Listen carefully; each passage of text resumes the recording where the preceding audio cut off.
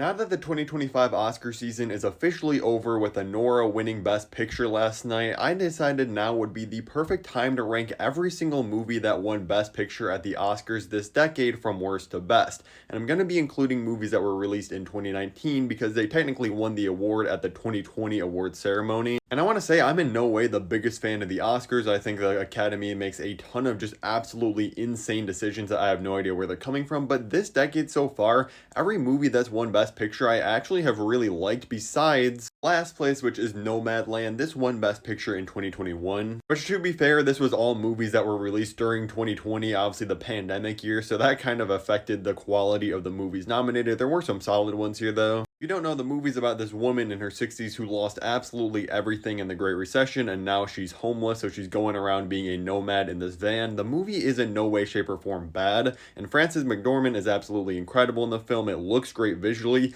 Honestly, I'm just not the biggest fan of this movie. I don't know, there's something about it that just did not click with me, like emotionally. In fifth place, I have CODA. This won the Best Picture in 2022. If you don't know, being a CODA means you're a child of deaf adults. It focuses on this daughter who's the only member of her family that's not deaf, and she has to deal with all the struggles of being the only one that has to kind of be there for them and translate for them in a lot of scenarios, and obviously the struggles of her family that they experience being deaf. It's definitely a solid feel-good movie. Like, the ending really is emotional. I know a lot of people criticize this film because it focuses a lot more in on the daughter herself who's not deaf, and how it's like hard for her living with the deaf family. Honestly, I don't have a problem with that. I think that's just who they decided to tell this story through. You get her perspective. It's not like it's making fun of deaf people or anything, but people act like that online. In fourth place, we have Everything Everywhere All at Once. This obviously won at the 2023 Oscars. Now, don't get me wrong, just because this is fourth place on the list does not mean I don't think this is a really good to great movie. I can give it like a 9 out of 10. I think the entire last 40 minutes of this film is so beautifully done and honestly just masterful.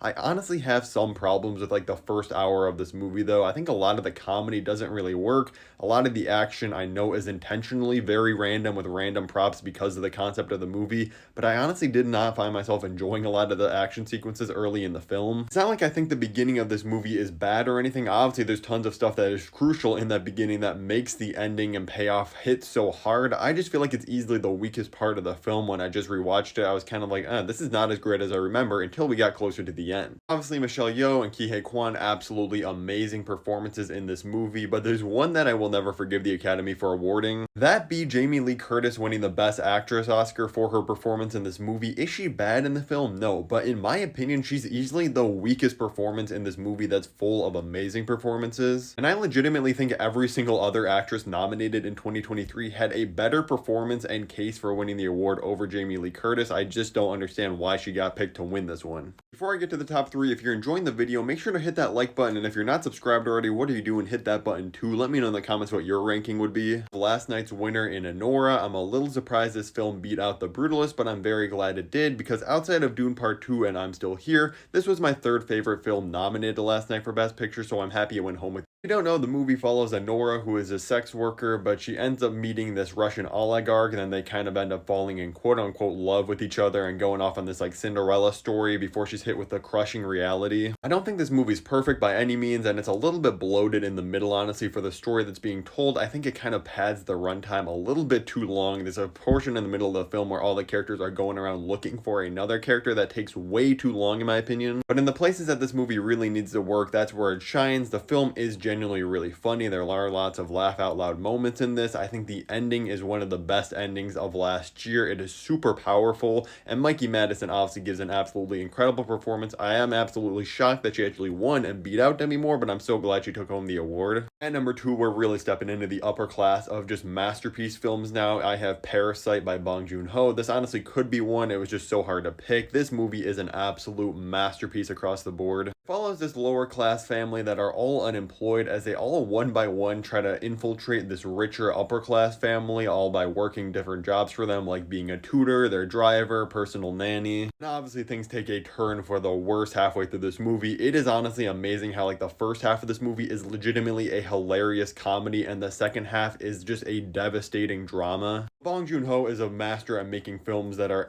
absolutely engaging the entire way through. You literally cannot take your eyes off these films because B, they're so visually just stunning. This movie is gorgeous. C, as is all of the movies, they have absolutely incredible endings, like the very final couple scenes and ending shots in all of his films, and particularly this one, are always just super memorable. And D, obviously, he is so great at dealing with way more important topics and blending them into his movies. Obviously, this movie's dealing with tons of class issues, the elitist rich who barely even see the poor as real people. But at number one, it was super hard for me to pick between these two movies. Literally, when I looked at my all-time favorite movie rankings, I had them right next to each other, but I gotta give the edge to Oppenheimer. Christopher Nolan is my favorite director of all time. Cillian Murphy, ever since I started watching Peaky Blinders, has been one of my favorite actors. So this was just an absolutely perfect pairing of him finally getting a leading role in a Nolan movie instead of a supporting role, and it was just so perfect. The movie's visually stunning, obviously. The score by Ludwig is absolutely out of this world. Just an A+, 10 out of 10 movie. Like I said, let me know in the comments below your ranking of any of these movies that you've seen. If you want to see my ranking of every new film that released in February that I watched, click the video at the top of the screen. Or if you want to see my rant about everything wrong with the Oscars, click the video at the bottom.